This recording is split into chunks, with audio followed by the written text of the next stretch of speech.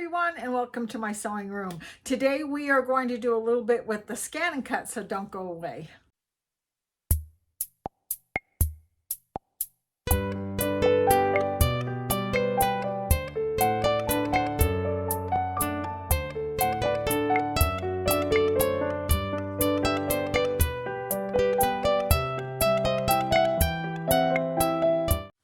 Okay, so as I just said a minute ago, we are going to do something with the ScanNCut. What that something is you've seen me use this book before.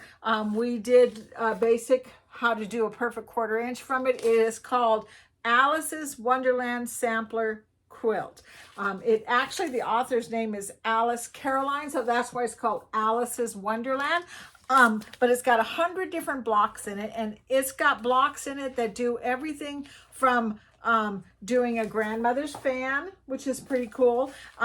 It shows different kinds of curved lines and applique and strips and half square triangles and 1/4 square triangles and just a whole lot of things. So if you want to learn different ways that you can do different kinds of quilt blocks, this is a really good book for doing that. And so I have gotten to a part with my class that we're doing where we're going to start doing the English paper piecing, and English paper piecing requires that you cut out little templates that that you put fabric around and then sew it together to create a block. And to do that on your ScanNCut is actually a pretty cool method. So that's why we're going to do it on the ScanNCut. So let's go to the ScanNCut and I'll show you exactly how I go about doing that. Okay, so as I said before, this is the page in the book that we want to do. We want to make this 6-pointed star. And it has on the bottom here, it has a template for the cardboard that we need to cut out. So I have copied this page. Actually, what I did was, let me do this. The book, online has a download where you can download all the template sizes, which is really nice. You just go to a website that's listed in the book, and then they allow you to download this and print it so that it's a little bit easier to get the templates. But you could copy it right out of the book if you needed to. But I'm going to take this page and I'm going to put it in here. This is my scanning mat. There's a little bit of a glare on it, but you can see what it is. And then we're going to put it here and load it into the ScanNCut.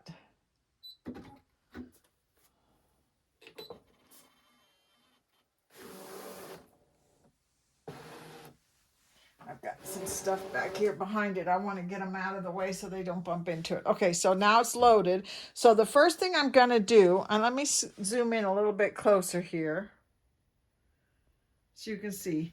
The first thing I'm going to do is I'm going to hit the scan button, and I want to do scan to cut data. So I'm going to do that, and then I'm going to hit start.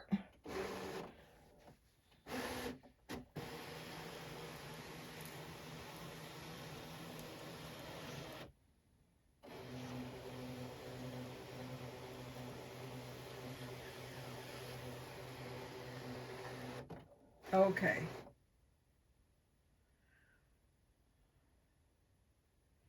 It's taking a few seconds to recognize what it just scanned. Okay, now it's showing it to me on the screen. So what we're going to do, I'm going to hit this and release this so it's out of the way so I can see what get up close. Let's see how much closer we can get. Okay, so here's our scan, and all I really want out of this is this diamond shape one. So first thing I'm going to do is I'm going to say, which one of these do I want? If I choose this one, it's going to get everything. I don't need all the words and all that stuff. All I want is the outline shape. So this makes it very easy to choose this first one. And then I'm going to move my arrows in. And if I get close enough, I can get rid of those words that are above it. Like that. And then I'm going to hit preview. And the machine will actually show me a dark outline around it. If I get really close, I can see it. So I know that's what I got. And I'm going to say, okay. And I'm going to save that in my machine.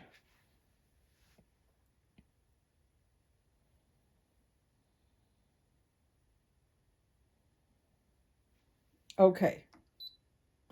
Now let's go home and go into retrieve data in the machine. Go down here to the bottom. There it is right there.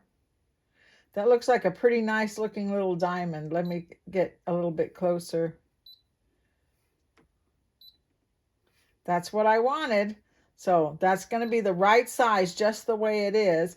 And it's a 6-point star. So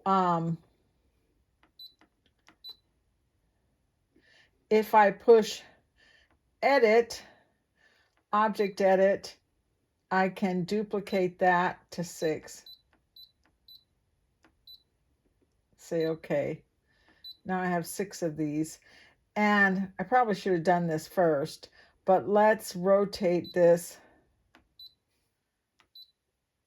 before I duplicated it. So I'm going to have to rotate each one of them. Let's move them.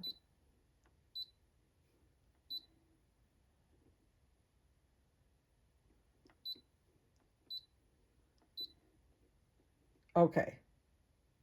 So I'm going to keep doing that.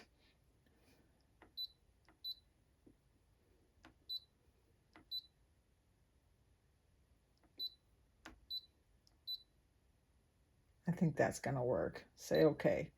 Now I want to cut this out. So I'm going to tell you something. You can buy cardstock at Michael's or anything like that, and it works really great. But how many of you get this kind of stuff in the mail? I'm going to move out a little bit. How many of you get this kind of stuff in the mail? I get it every day. I throw it away constantly, and it's a nice postcard. So I'm going to use this instead of buying some paper. So I'm going to get my this is the really sad mat. In fact, I'm going to go to the dollar store and look for a cleaner that somebody told me will clean the mat a little bit better. Mine's really pathetic looking. So I'm going to take my cardstock and I'm going to literally tape it to my mat because I know it's not going to stick very good. So let me do that and I'll come right back. Okay, so I have my cardstock on my mat just like that, and now I'm going to scan it. So let's move up this way. There we go. So what I'm going to do is I'm going to push OK, and then there is OK again, this part right here, that's a scan. So I'm going to hit that and hit start. And the reason I'm doing that is because I want to make sure that all my little cardboard pieces are on the cardstock that I have on there.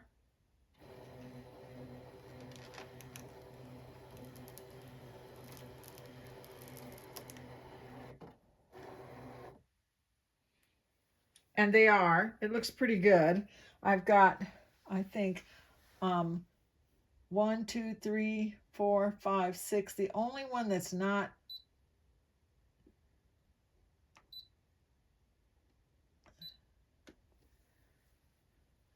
that looks pretty good. Okay, so now I'm ready to cut these out. But when I say okay and select cut, on here I have the option of pushing a test. And the test will allow me to put a little triangle or a circle on here. See, it has that little triangle right there. You can, I don't know if you can even see it, but there's a little teeny tiny triangle right here. I'm going to say okay, and it's down here in the corner, and I'm going to just put it up here so that I can test and see if my blade is set right to do this. So I'm going to hit start, and it's going to do its usual, checking how thick my mat is, and then checking how thick my cardboard is. And then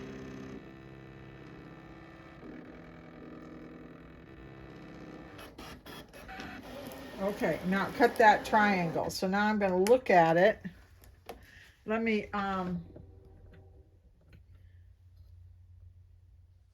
move out. I'm going to look at it right here. I'm going to lift it. Aha, look at that. It cut that little triangle, no problem whatsoever. So that means I'm good to go, right? So now what I want to do is I want to go ahead, and I'm not going to test again. I'm going to start, and I'm going to let that cut that.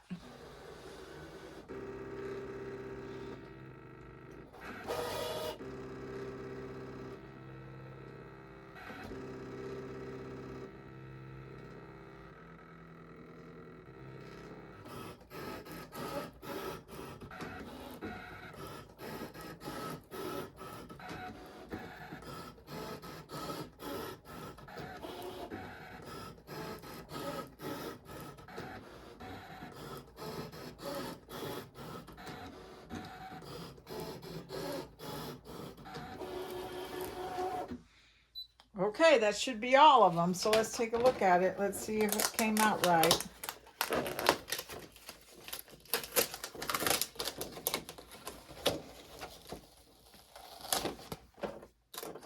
Look at that. Isn't that a great little cardboard that I can wrap my fabric around? It's the perfect weight.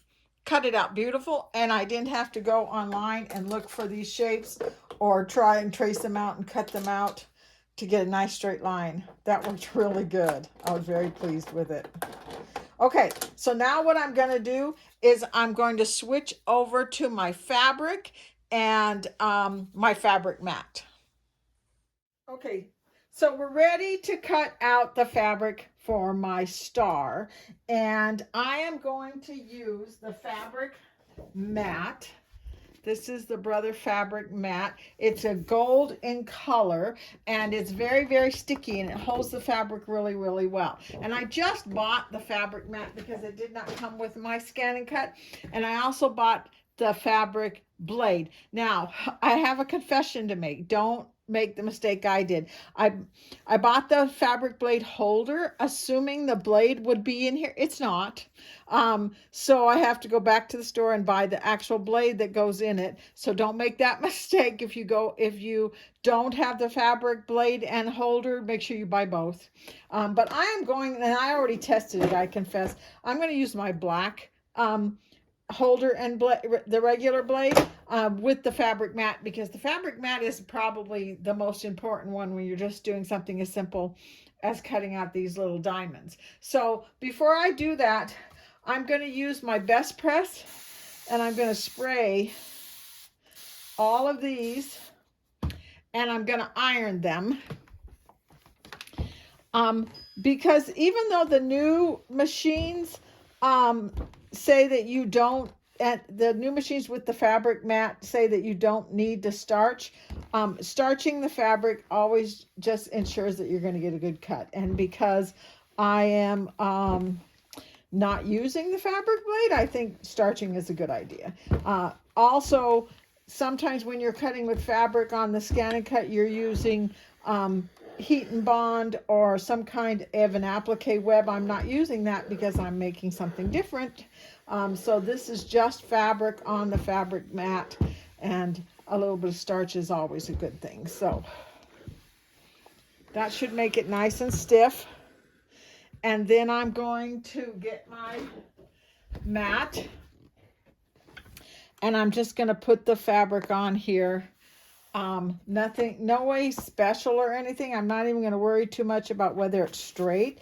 The grid is nice for making sure that you've got a nice straight, you're laying your fabric nice and straight, but we're going to scan it and we're going to put this on here, so I'm not going to worry about it. So I only have 4 on here, and I need 6 altogether, but 4 is going to do for me for right now. So let's open this up. And let's put this in.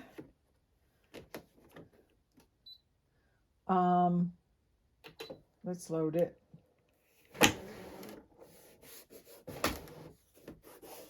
Okay, it's in there.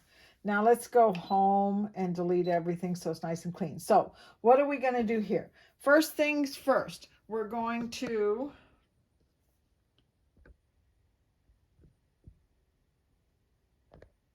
let's see. First things first, we're going to hit pattern. Oh, no, we're not. We're going to hit retrieve data.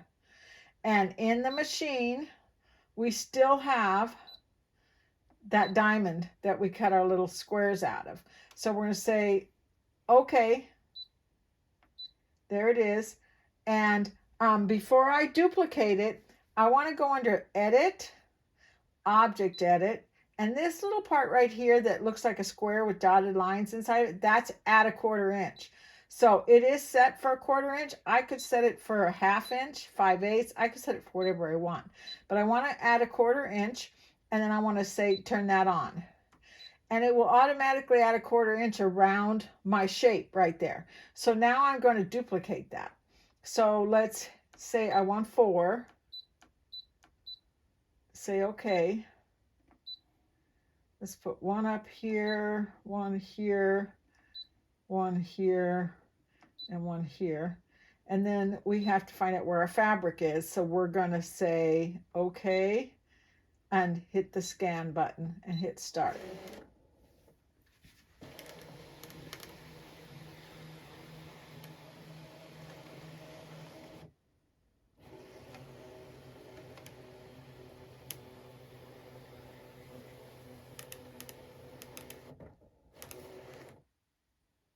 And now our screen is showing us the fabric. So now I can put these shapes 1, 2, 3. This one is really close. Where's number 4? Okay, so after I was able to get up really close with my old eyes, I was able to see that I did have 4 there. So I deleted 1. And then if anytime you got to see a little closer, which would have been smarter for me to do, is just hit the magnifying glass and then just go down like this. And you can see. This is the one I was most concerned about because it's a very thin piece of fabric, but it fits on there. It's good enough. So say okay. And then just say okay. Now, again, if you're a little worried about whether it's going to cut this fabric okay, go ahead and do a test. Once you say cut, go ahead and do a test. But I'm pretty sure this is going to work, so I'm just going to hit start.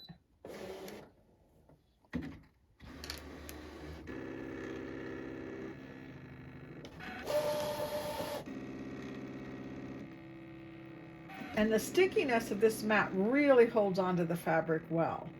So you don't have to worry about it pulling it off. It did pull it up a little bit there, but I'm not worried about it.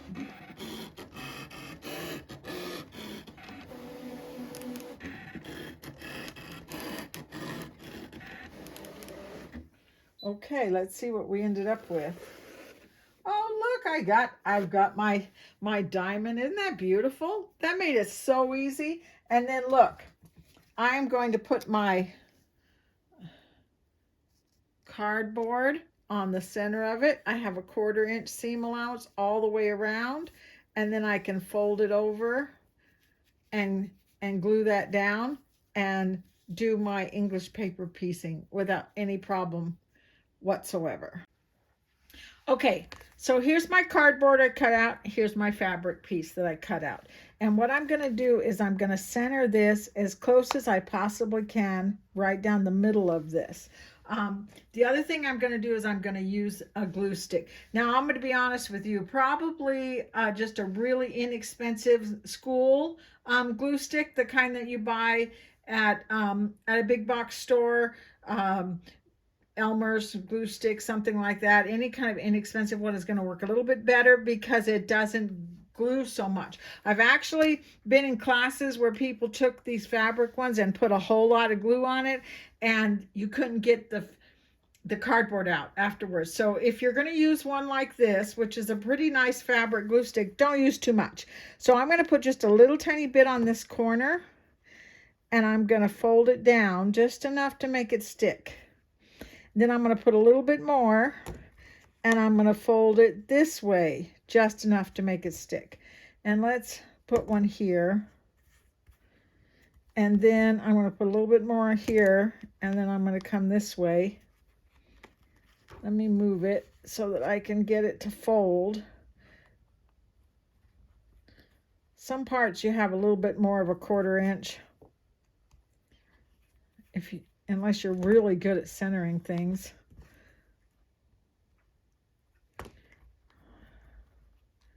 I'm going to put that there.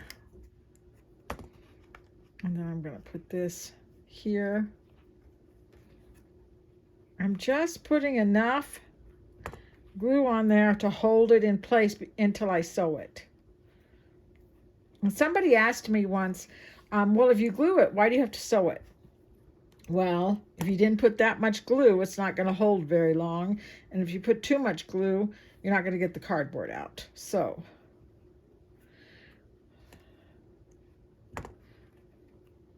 now I've got this piece pretty much wrapped the way I want it. And then I'm going to go back with a needle and thread, and I'm going to sew this. Okay, so I've got it pretty much the way I want it to be here. And I'm sorry for the dark brown. It's just part of the star I'm making here. I should have probably used a darker one.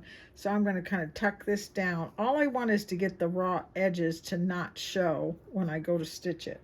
So I'm using red thread only because I'm hoping it'll show up better on the camera. I'm going to take it and I'm just going to stitch this.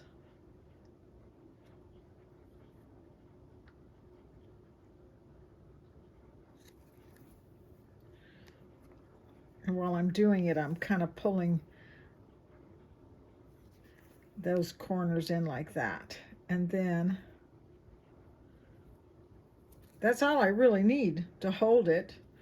So let's just go ahead and tie a knot there and cut it.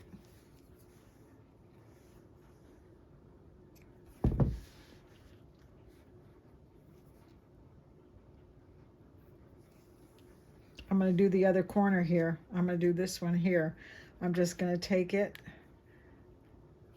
put my needle in there. Make sure that you don't accidentally put your needle through the cardboard or you'll never get it out.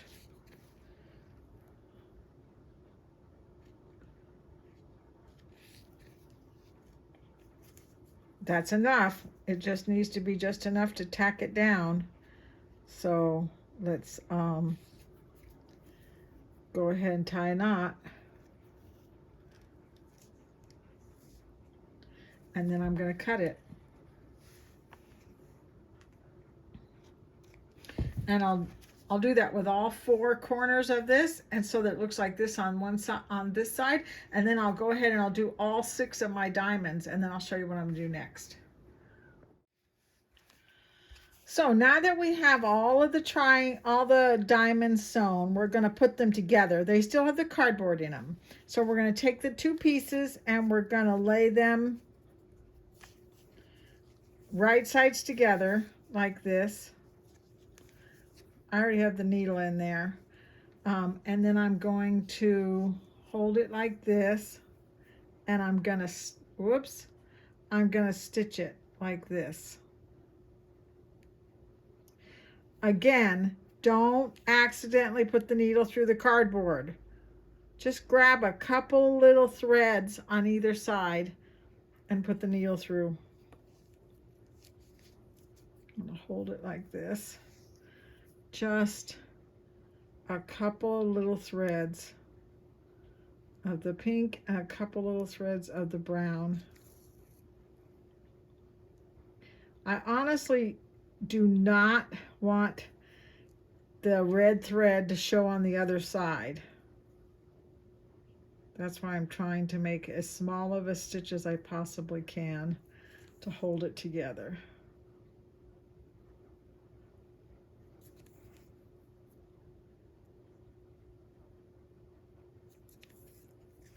I'm going to go all the way to the tip here.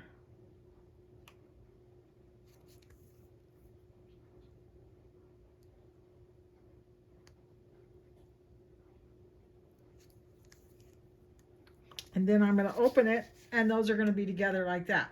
So now let's put them here, And then here's some more.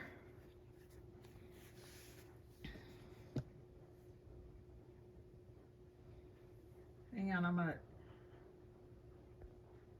zoom out just a little bit. There, that's better.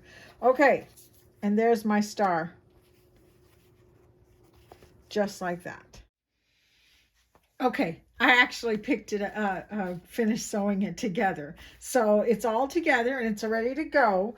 And then the next step that we're going to do is we are going to pull the cardboard out of it. So I got a nice fat doll needle and I'm going to just stick it in here into the cardboard.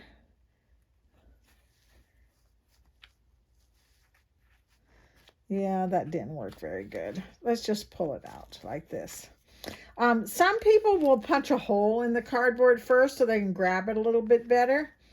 I'm not even bother with the needle. I'm just gonna fold it back and grab the cardboard and pull it out like that. And then since I've already stitched it, I can kind of push it back into place. Let's just move it this way a little bit. Okay, so then let's do the next one.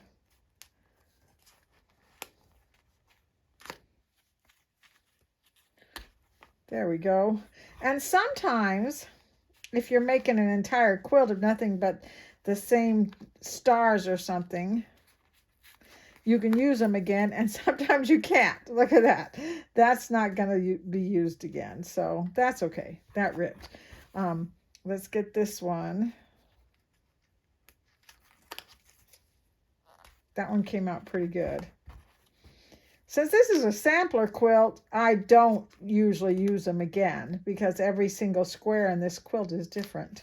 So, but there we go. So now let's see if I can press this one flat again. It looks like this one part kind of got a little bit wonky. But that's okay.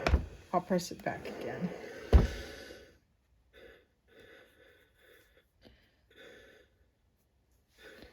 I don't know how I messed that one up. There we go. There's my star. I think she's really pretty. So this book, everything in the book is a 6.5 inch block. So I have a 6.5 inch block of my background fabric. And then I'm going to lay my star so it's centered. And then I'm going to take it to the sewing machine and I'm going to blanket stitch around the outside.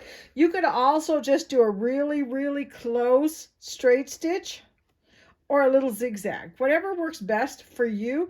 I saw a lady the other day in a class who had turned the whole thing upside down and was literally stitching it from the back, making a completely invisible stitch, which was beautiful.